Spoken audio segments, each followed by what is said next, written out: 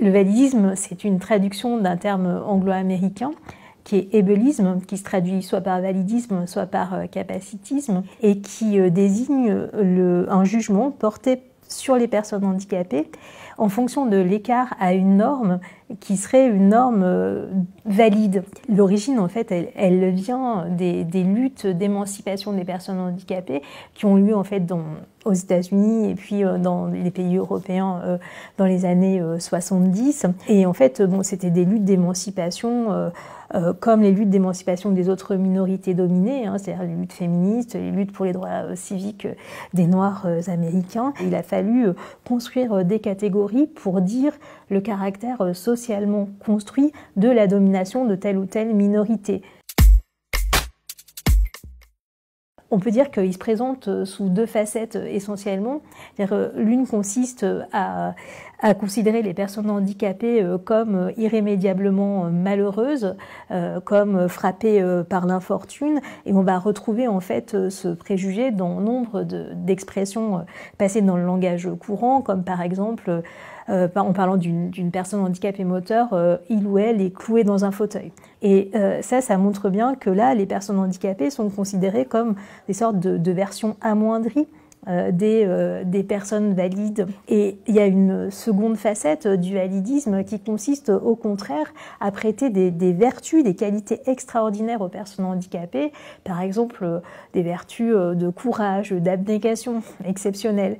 On voit par exemple des personnes handicapées qui sont présentées comme des leçons de vie dans les médias, comme si le handicap leur apportait une sorte de plus-value morale qui ferait d'elles des sources d'inspiration. Mais ce sont deux facettes complémentaires parce qu'elles aboutissent toutes deux à une essentialisation des personnes handicapées.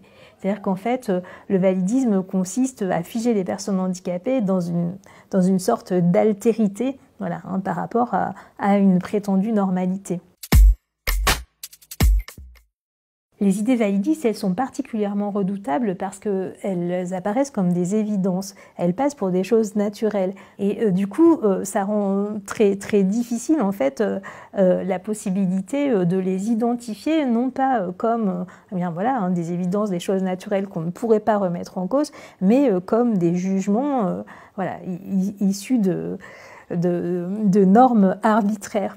Et on a inventé le terme de validisme justement pour pouvoir les désigner ainsi et les dénaturaliser, si je puis dire. C'est d'éviter aux personnes handicapées d'intérioriser elles-mêmes ces idées-là, puisque étant couramment admises, il est inévitable que les personnes handicapées elles-mêmes les intériorisent et donc se construisent dans une image dépréciée d'elles-mêmes, de leur corps, etc. Cette désignation, c'est un outil avec un fort potentiel émancipateur parce que ça va permettre aux personnes handicapées en premier lieu de s'affranchir de ces stéréotypes, de ces préjugés et de pouvoir se construire comme elles le veulent. Ça permet aussi d'armer intellectuellement les luttes du présent. Il n'y a pas de lien naturel en fait entre le fait que vous ayez un handicap et le fait que vous ne puissiez pas aller à l'école, accéder à l'emploi, avoir une vie amoureuse épanouie. Et si vous rencontrez ces difficultés, c'est parce que ces difficultés elles existent dans la société, c'est vraiment un problème qui est lié à l'organisation sociale. Et l'organisation sociale, elle peut changer. Et le validisme, c'est un outil en fait pour justement agir sur les représentations et changer le monde social.